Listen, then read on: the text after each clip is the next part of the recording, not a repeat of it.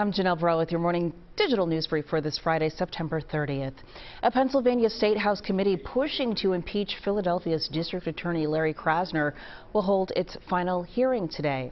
The Republican-led House Select Committee on Restoring Law and Order held its first of two hearings at the Navy Yard yesterday. They're right now reviewing documents and taking a broader look regarding crime. And more than 100 people attended a vigil in Roxborough last night in honor of Nicholas Elizalde, who was the 14-year-old who was shot and killed on Tuesday after a football scrimmage. 4 other football players were also hurt during that shooting. They are expected to survive. A memorial of flowers and mementos growing in his memory.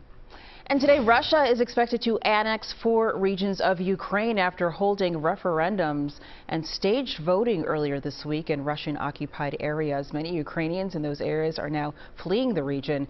The UN Security Council will vote this afternoon on a resolution to condemn Russia for its illegal so-called referendums and declare that the vote was not valid. Let's get you caught up on our next weather forecast. Here comes the rain, Larissa. Yes, here comes the rain and lots of it. We're tracking tropical moisture from Ian that's going to be moving into the region and bringing about just messy conditions. Today, though, we're spared as the majority of the day remains dry, cloudy, yet cooler with temperatures climbing to 67.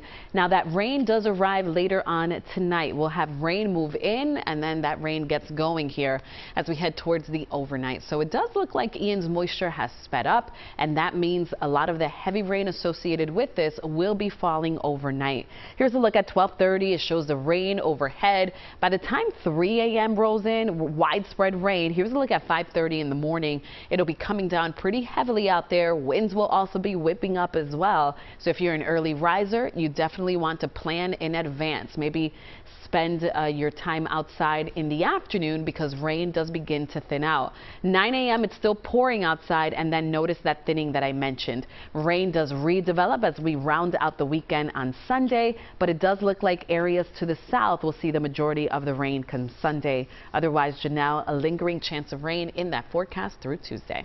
All right, thank you, Larissa. Remember, you can always get Larissa's most up-to-date forecast, the latest stories right here on CBSPhiladelphia.com. That's the latest for your morning digital brief. I'm Janelle Burrell. Have a great weekend.